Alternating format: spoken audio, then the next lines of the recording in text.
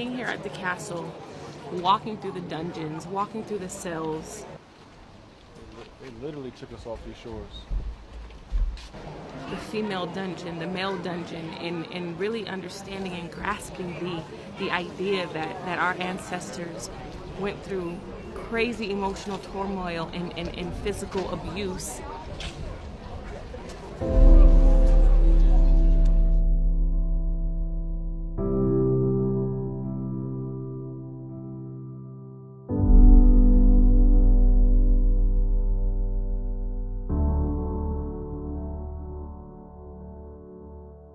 So many of our interpretations and narratives have been taken out of context. That Africans worship rocks, they worship trees. No, we understand the life force and the life being and everything in this universe and its connectivity.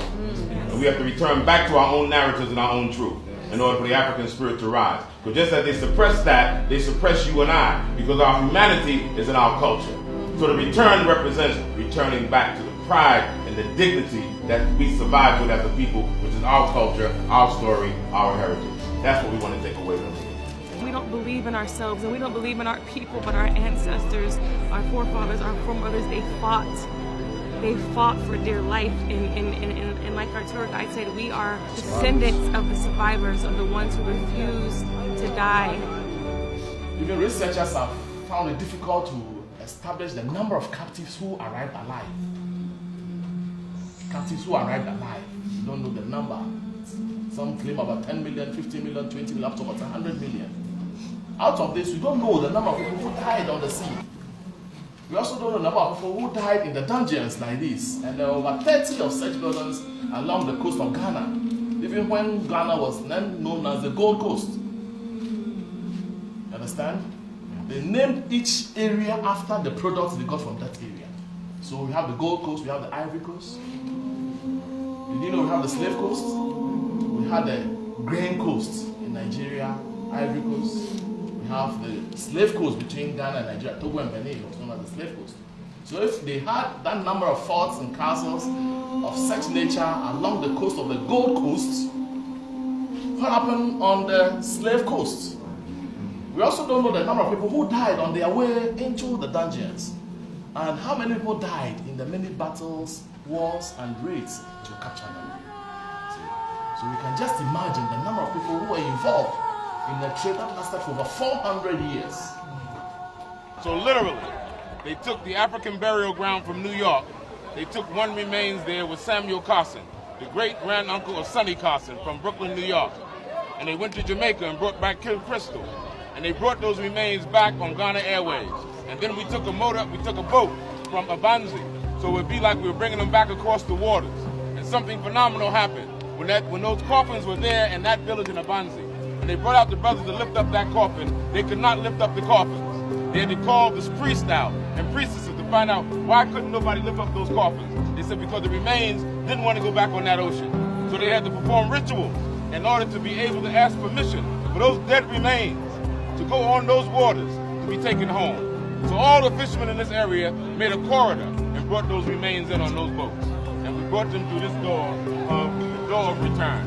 To switch back that whole narrative of no longer the door of no return. The African is triumphant. They called back home the sons and daughters of Africa. And so that door was renamed. This is the full circle. 360 degrees. You come through that door of no return. Organize yourself and sacrifice and say, you come back. You defied the words of those who thought you would never come back. That's full circle. Every voice and sing, 'cause the earth and heaven ring with the harmony of eternity. I'm motivated. I'm sad, I'm happy, I'm mad, but I have a new spirit that birthed in me today. We have to fight. We have to continue to fight because they fought and they didn't give up. And we're here because of them. And it is our due diligence and our duty to honor them and to speak their names and to walk in their spirit and to walk in our purpose because they died for us.